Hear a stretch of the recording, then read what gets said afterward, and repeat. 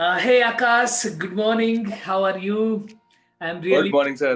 बढ़िया I'm, sir, बढ़िया. आप सुनाइए. I'm really pleased to have you on my show, the Karam Show, and thank you so much for giving your time. My first question is, I would like to know your story. आपकी जो story, how did you get started? आपने जब start किया तो how did you took the plan or how did you took the decisions to go to found a company? Today you are a founder of a company. So how that all got started? Sir, company start करने के पीछे जो basically कह सकते हैं जो एक dream था, वो आज से नहीं, वो मतलब तब से था जब से कहीं ना कहीं I was in 12th. So actually हम बनिए फैमिली से हैं. बनिए में क्या होता है कि हमेशा फैमिली में ये बोला जाता है कि आप जॉब मत करो, आप खुद का कुछ करो. चाहे Right, right. फैमिली बिजनेस संभालो, चाहे आप खुद का कुछ एक अच्छा आइडिया के साथ काम करो, बट आप बिजनेस पे ही करो. बट मैं Okay. हमेशा से मतलब इस चीज में कहीं ना कहीं एक बागी मेरे को कह सकते हैं. Okay. एंड मैं हमेशा फादर से इस चीज पे ये रहा हूँ कि मेरे को हाँ बिजनेस करना है, लेकिन उससे पहले मैं जरूर इंडस्ट्री का एक्सपीरियंस लेने के लिए कहीं ना कहीं मैं जॉब भी करना चाहता हूँ. क्योंकि Okay. मैंने एक चीज और सुनी थी अपने फादर से या अपने ग्रैंडफादर से कि हमेशा मतलब बिल्कुल छोटे बन के कहीं ना कहीं बिल्कुल छोटे बन के आप कहीं पर भी एंटर करो और वहां से नॉलेज लो, तब जाके अपना कुछ ना कुछ एक अच्छी स्टार्ट करने का हमें फायदा होगा. So when I was in 12th and I just completed my boards exam, I was not 18, so I started teaching. And teaching was not like कि मैं घर पे पढ़ा रहा हूँ दो चार बच्चों को, लेकिन नहीं, मैंने सारे शहर के सारे कोचिंग इंस्टीट्यूट्स के अंदर मतलब लगभग मैंने 25 to 30 कोचिंग इंस्टीट्यूट्स की लिस्ट बनाई.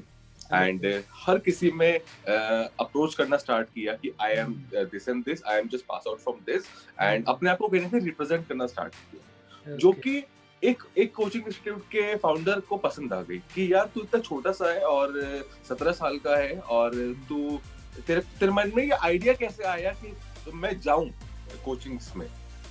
सो मैंने कहा सर मेरे को कुछ ना कुछ तो करना था, तो फिर इसमें आइडिया की कोई बात नहीं, मैंने स्टार्ट कर दिया और मैं आ गया. सो उनको चीज कहीं ना कहीं अच्छी लगी और उन्होंने मेरे को as a faculty 9th 10th class के बच्चों को मैथ्स एंड साइंस के कुछ लेक्चर्स देने के लिए रख लिया. मतलब एज अ लाइक मेरे को ट्रायल रखा कि मैं देखते हैं कि बच्चों को पसंद आता हूँ मैं या नहीं. सो आई वाज वेरी एक्साइटेड कि यार, और मेरे कहीं ना कहीं मम्मी भी बहुत एक्साइटेड. मैंने पापा को नहीं बताया था कि मैंने जॉब करना स्टार्ट कर दिया है. सो मेरी मम्मी बहुत एक्साइटेड हुई कि हाँ लड़का बड़ा हो गया है, काम करना स्टार्ट किया है. सो मैं कहीं ना, और मुझे आज भी याद है टीचिंग में जनरली एक कोचिंग इंस्टीट्यूट में आप कैसे भी जा सकते हो, जीन्स टी शर्ट में भी जा सकते हो, लेकिन मैं इतना ज्यादा एक्साइटेड था अपनी फर्स्ट जॉब को लेके, मैं पूरा फॉर्मल्स वगैरह लेके टाई वगैरह, जैसे आप सर आप पूरा तैयार है, इस तरह से मैं पूरा तैयार होके मैं अपने फर्स्ट डे जॉब के लिए गया था, which was not needed actually. So मेरे को देख के एक तो पहले सारे फैकल्टी मेंबर्स ये लोग ने कहा यार ये कौन आ गया. So तब उन्होंने बताया कि नहीं नहीं ये कोई नहीं है, ये तो बस छोटी सी क्लास लेने आया है. Then I started. खैर वहां से मेरा कहीं ना कहीं टीचिंग का करियर स्टार्ट हुआ. मेरे को एक एक्सपोजर मिला कोचिंग इंडस्ट्री के अंदर, एजुकेशन इंडस्ट्री के अंदर, कि how we can just make students learn, कि हम जो नॉलेज हमारे पास है या फिर जो एक्सपीरियंस हमने लिया है सब चीजों का, उसको हम किस तरह से एक्सप्रेस कर सकते हैं, ये बहुत इंपॉर्टेंट है. मेरा मानना है सर एक टीचर वो नहीं है जो बहुत कुछ जानता हो, बहुत ज्यादा नॉलेज रखता हो. एक टीचर वो है जो हल्की सी कम नॉलेज भी रखता हो लेकिन उसको बेटर वे में एक्सप्लेन कर पाए, ट्रांसफर कर पाए. सो वो मेरे को कहीं ना कहीं हेल्प मिली. वहां से मेरा ड्रीम बिल्ड होना स्टार्ट हुआ एजुकेशन इंडस्ट्री के अंदर. Then I joined multiple coaching institutes like, जब ऑब्वियसली सर पैकेज ज्यादा मिलता है तो ऑब्वियसली हम स्विच करते हैं.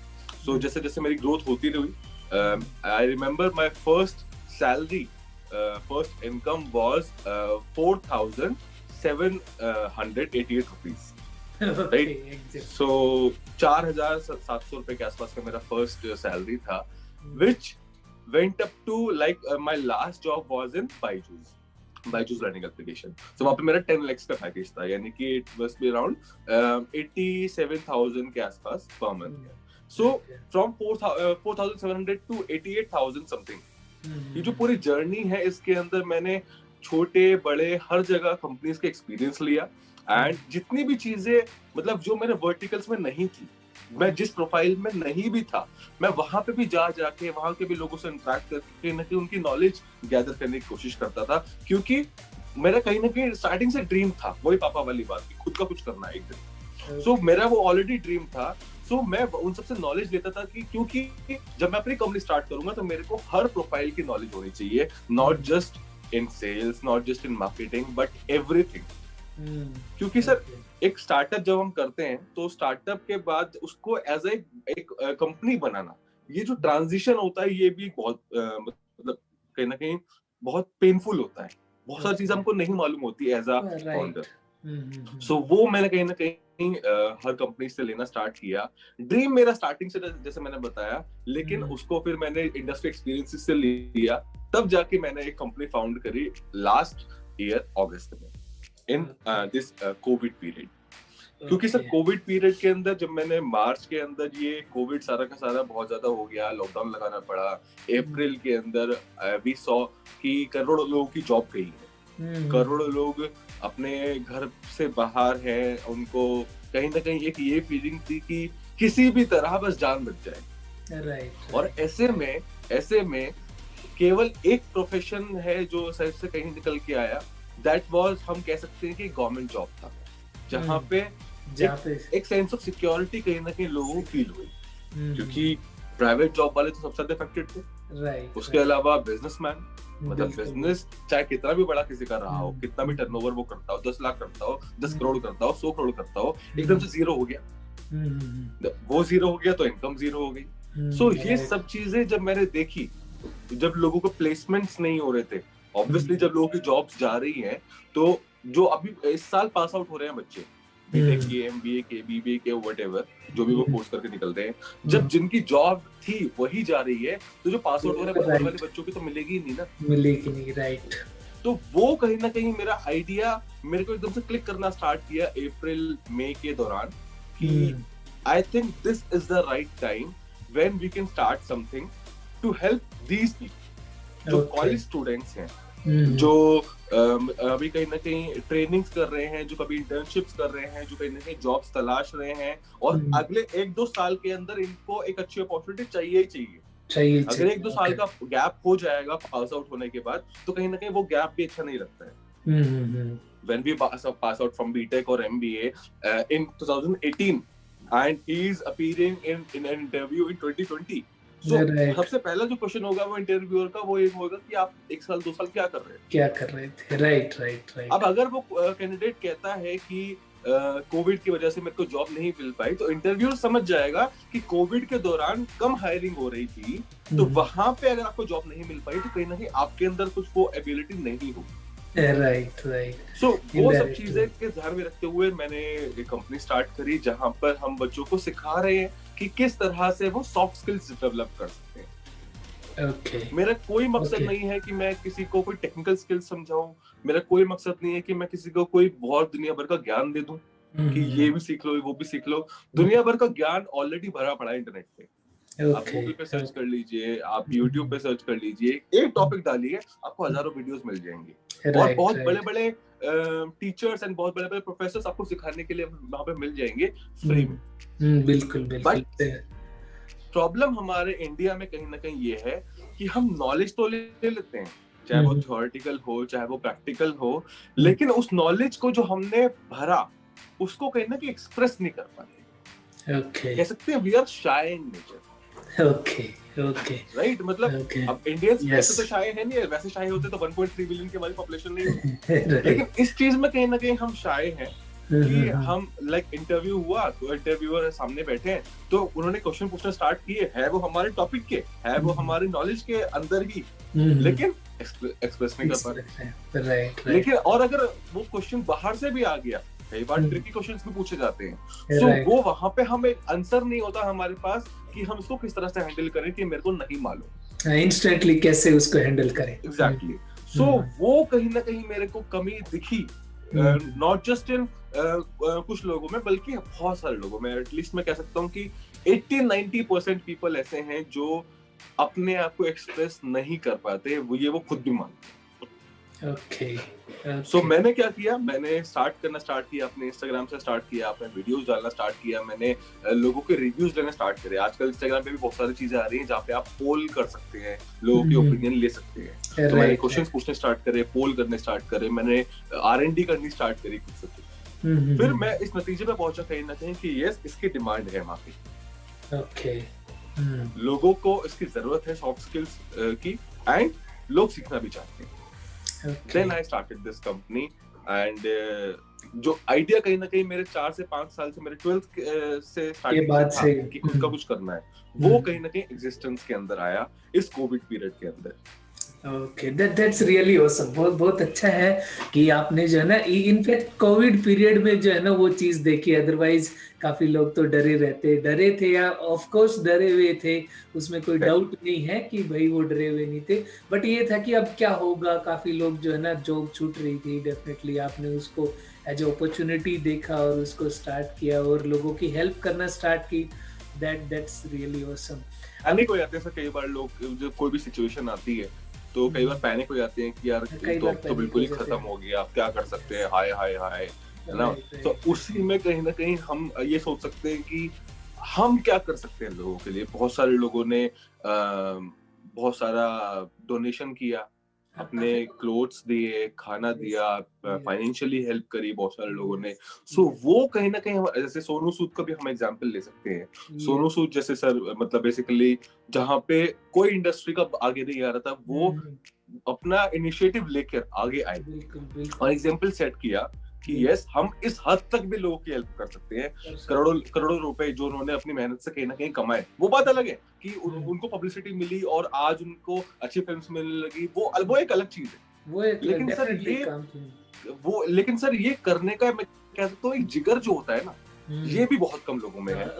ओनली कुछ ही लोगों ने किया, नहीं तो कर तो सब सकते थे, लेकिन कर तो सब सकते थे। एक से एक, मतलब अरबोपति हम कह सकते हैं, खरबोपति हम कह सकते हैं, जो ऑलरेडी है इंडस्ट्रीज के अंदर।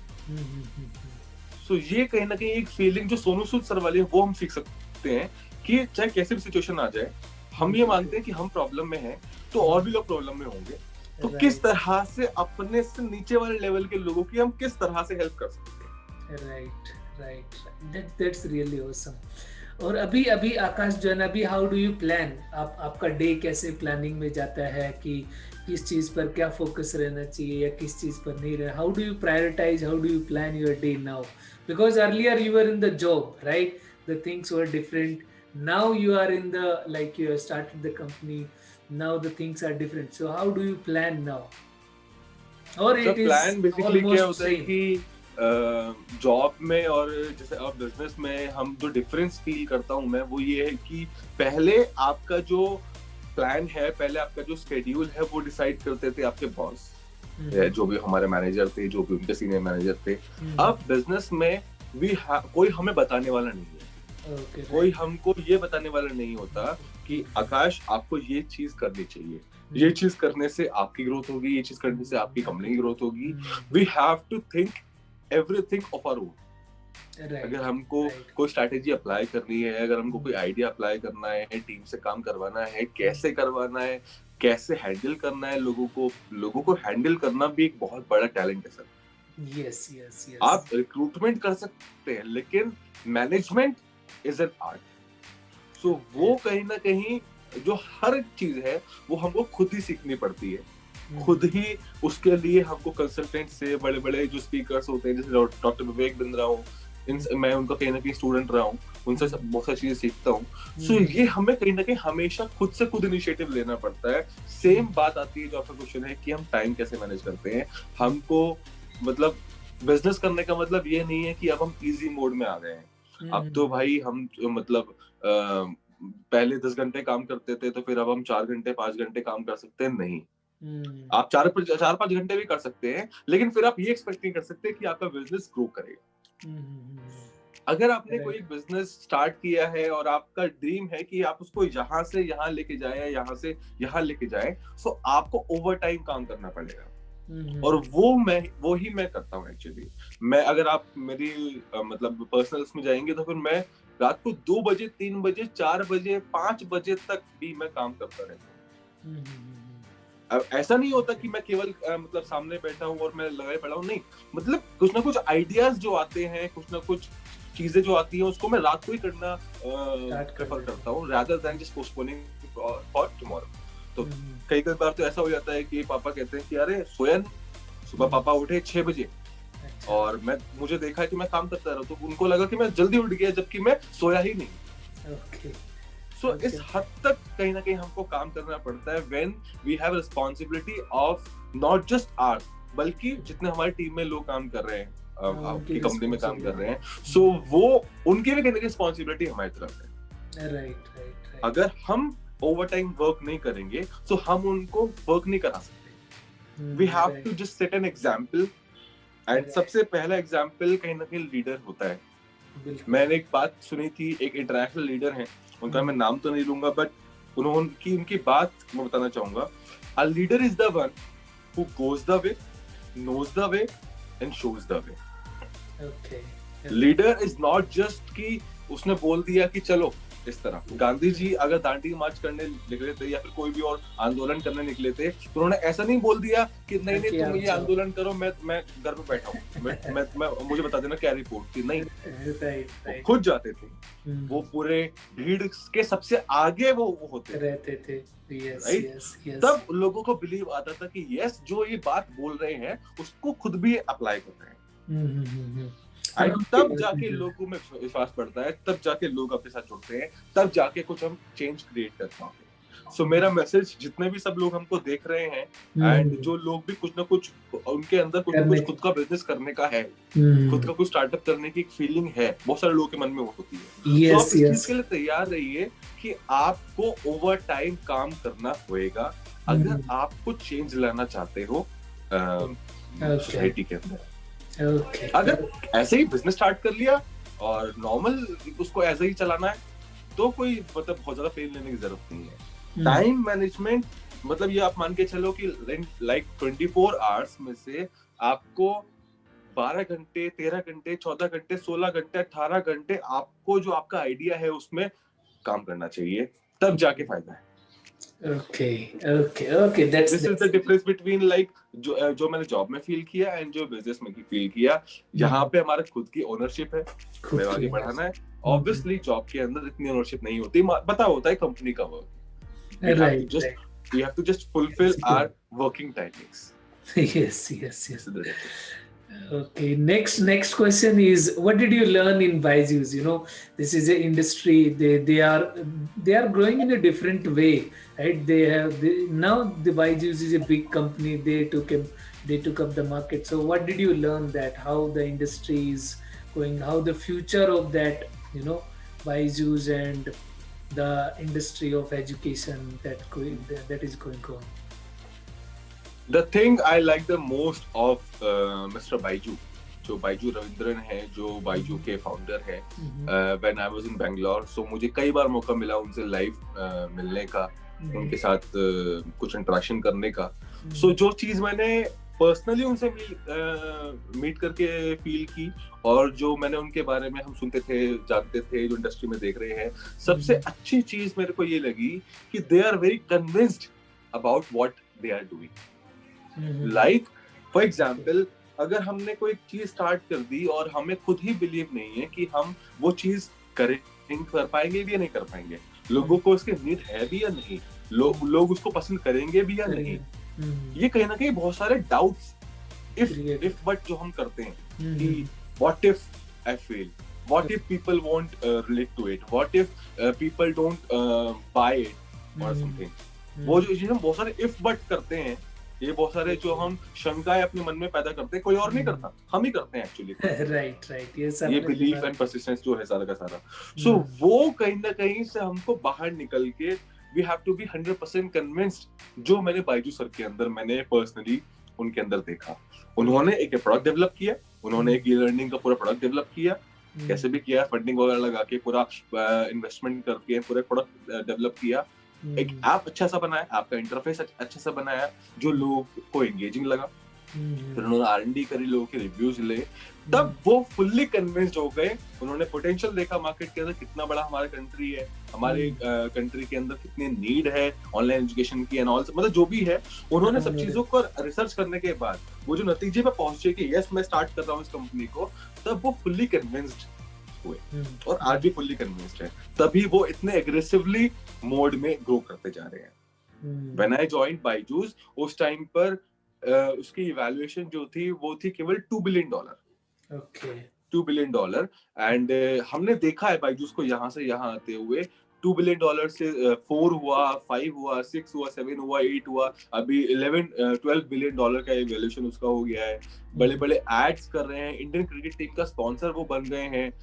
सारी कंपनीज को वो कहीं ना कहीं एक्वायर करते जा रहे हैं इस डोमेन के अंदर। वाइटेड जूनियर को उन्होंने एक्वायर कर लिया, आकाश जैसे बड़े नाम को इन्होंने एक्वायर कर लिया, स्कॉलर को एक्वायर कर लिया, टॉपर को एक्वायर कर लिया। ये कहीं ना कहीं एग्रेसिव मोड जो है, ये एग्रेसिव मोड तभी आ सकता है जब you are fully convinced about your idea.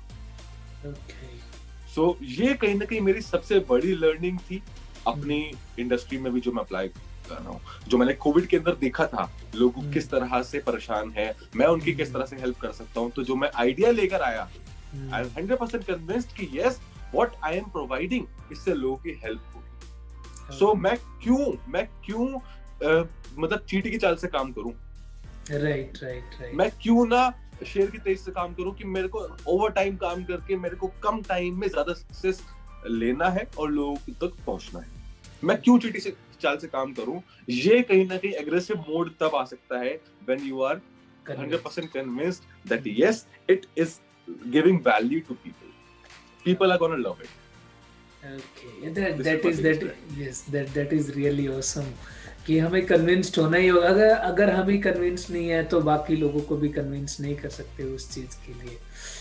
So okay, fantastic. My next question is, now you are running a business. Okay, what are the essential things you take care of in a business? Essential things on starting a business or running a business or what? Running a business, like you are now running a business, right? Now what are the things, how much time to you give to what thing? Like you Yes. focus on sales now, marketing now, others. So how do you what are the, or maybe the operations, maybe other things that you have? जी, so basically sir starting का business एक अलग चीज है जो मैं अभी हम ऑलरेडी काफी सारा डिस्कस कर चुके हैं कि हमको किस तरह से एक कोई भी आइडिया स्टार्ट करना चाहिए, कोई भी स्टार्टअप स्टार्ट करना चाहिए, क्या क्या चीजें हमको माइंड में रखनी चाहिए, और we have to be fully convinced. ये सब हम कुछ ऑलरेडी डिस्कस कर चुके हैं। Right. अब जो हमें डिस्कस करना है, जो सर आपका क्वेश्चन है कि हम किस तरह से एक बिजनेस को रन करते हैं, सो वो है कहीं ना कहीं we should understand people. This is my answer. We should understand people, चाहे वो कस्टमर्स हो, चाहे वो आपके टारगेट ऑडियंस हो, आपने जो कंपनी बनाई है, आपका जो प्रोडक्ट है वो किन लोगों के लिए है, उनका पर्सपेक्टिव हमको हमेशा ध्यान होना चाहिए। वो क्यों इंटरेस्टेड हुए आपके प्रोडक्ट के अंदर, वो क्यों इंटरेस्टेड हुए आपके सर्विसेज के अंदर जो भी आपने बनाई है। आपको क्या, हमने एक सेइंग काफी सुनी, एक कहावत काफी सुनी है कि अपने आप को उनके जूतों में रख के सोचो। Understand, keep yourself in people's shoes and then think.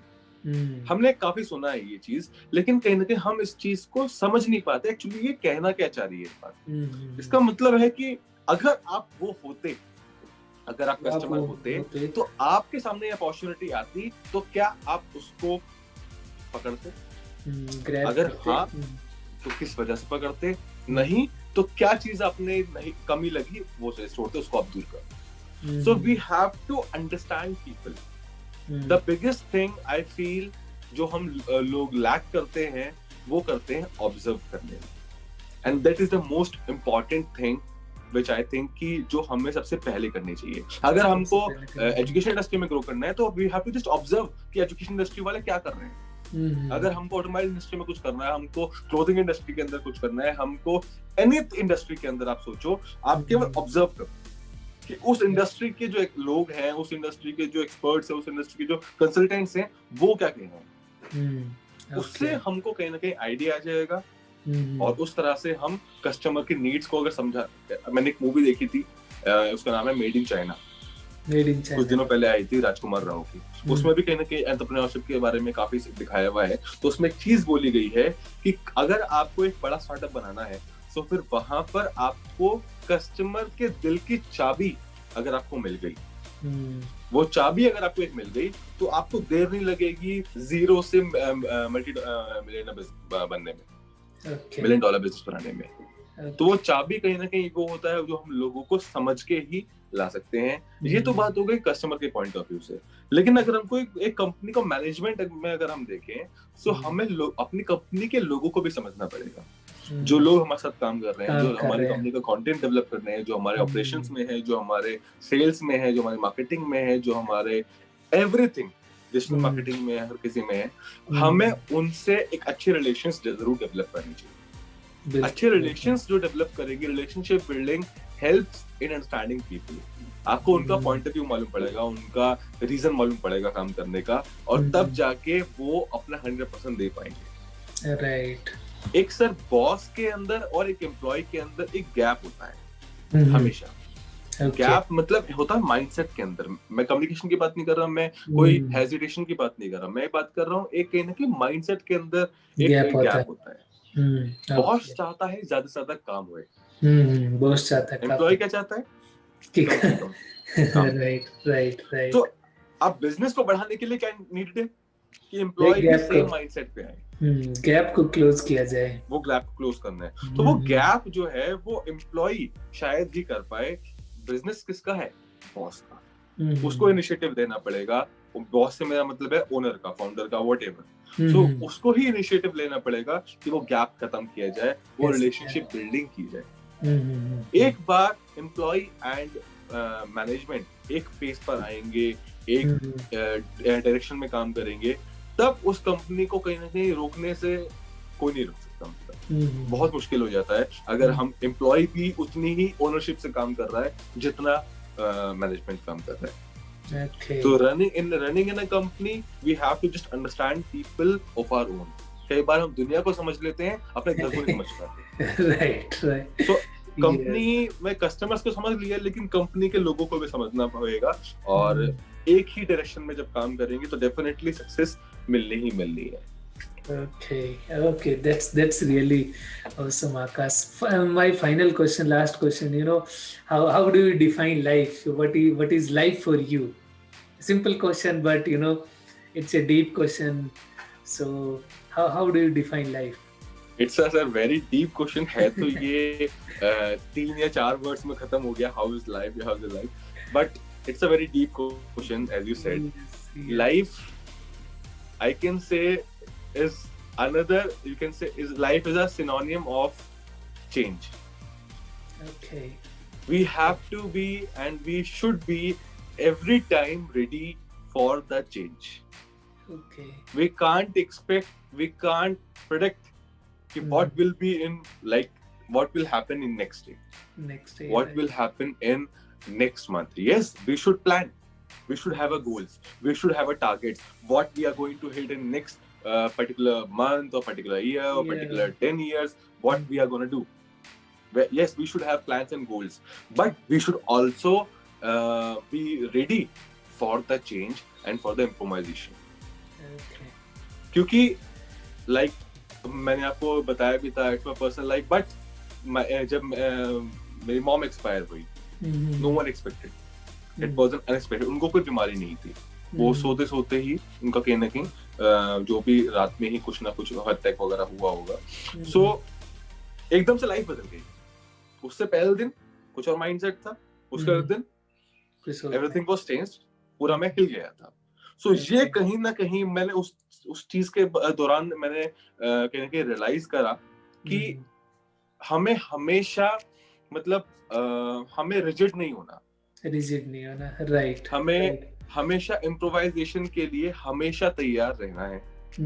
अगर ये आ गया तो मैं ये करूंगा, अगर ये आ गया तो मैं ये करूंगा। लाइक हम जब रोड पर चलते हैं, हमारे कई बार हम अगर हम अपने फैमिली के साथ हैं, अपने वाइफ के साथ हैं, अपने किसी भी फैमिली मेंबर के साथ में हैं, तो हम एज अ एल्डर वन हम क्या कोशिश करते हैं, हम रोड की इस साइड कौन चले हम चले, राइट। अपने नियर एंड डियर वंस को हम क्या करते हैं, साइड वाली तरफ करते साइड। हैं। राइट अगर राइट। कोई मिसहैपनिंग होनी हो तो वो हाँ मैं वैसे। राइट। सो ये कहीं ना कहीं जो प्रोएक्टिवनेस है, ये कहीं ना कहीं जो हम दूर की सोच के इम्प्रोवाइजेशन का है, जो चीज हो जाए उसमें कैसे कैसे मैं डील करूंगा, ये हमको कहीं ना कहीं हमेशा तैयार रहना चाहिए in life too, in our professional life also and in our personal personal life. Life also. Personal life के अंदर भी लाइक हमने सोचा है कि यार हमें इनसे रिलेशन अच्छा डेवलप करना है, लेकिन अगर वो इंटरेस्टेड नहीं हुए तो, या फिर उनका इंटरेस्ट चेंज हो गया तो, क्योंकि टाइम के साथ, सिचुएशंस के साथ सबका माइंडसेट चेंज होता है। आपको थोड़ी मालूम है कि सामने वाला किस परेशानी में है, आपको थोड़ी मालूम है कि वो बेचारा किस चीज से जूझ रहा है। सो कल के दिन को उसके ऊपर कुछ ऐसा प्रेशर आएगा, कुछ ऐसी वो परेशानी के अंदर आएगा, उसका हो सकता है बिहेवियर चेंज हो जाए और तब आपको बुरा लगे।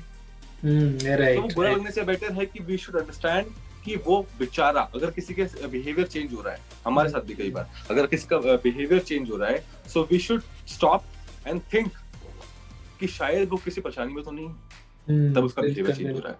चाहे हमारे पे कोई कितना भी गुस्सा कर ले, चाहे हमें कोई कुछ भी बुरा भला बोल ले, हमें लास्ट में उससे बोलना चाहिए, भाई ये बता कि क्या प्रॉब्लम है, कुछ ना कुछ तो शायद प्रॉब्लम होगी तेरे साथ। In our personal life and in our professional life हम इस चीज को अप्लाई करें, लोगों के प्रॉब्लम्स को समझें, लोगों के साथ अच्छा से डील करें, क्योंकि लोग कोई बुरे नहीं होते, राइट। कोई भी बुरा नहीं होता, बस एक रेशो होता है, कोई 90% अच्छा है, 10% बेकार है। Right right right. कोई 10% अच्छा है, 90% बेकार है। और जो 90% बेकार है बंदा, जो पूरी दुनिया के साथ गलत करता है, वो 10% जो अच्छा है, वो कुछ लोगों के लिए तो अच्छा होगा ना।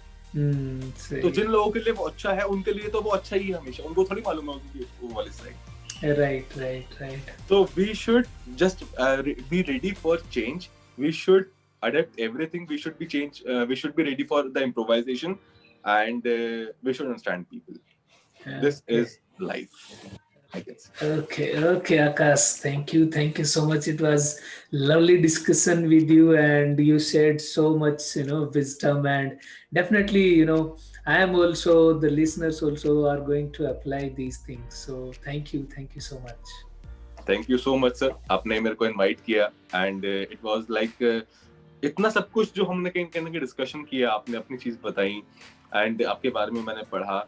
You are doing such a great initiative, जो लोग कहीं ना कहीं हेल्प जरूर करेगा, एंड जो लोग हमारा ये वीडियो बाद में देखेंगे, हो सकता है आप उस टाइम पर सो रहे हो सकता है आप उस टाइम पर कुछ और कर रहे हो, लेकिन उनको कहीं ना कहीं हेल्प मिल रही है आपके इस इनिशिएटिव की वजह से। So that's very wonderful for you. आपकी जो सोच है कहीं ना कहीं ये बहुत सारे लोगों को हेल्प करने वाली है। Okay, Akash. Okay, thank you so much. Thank you so much.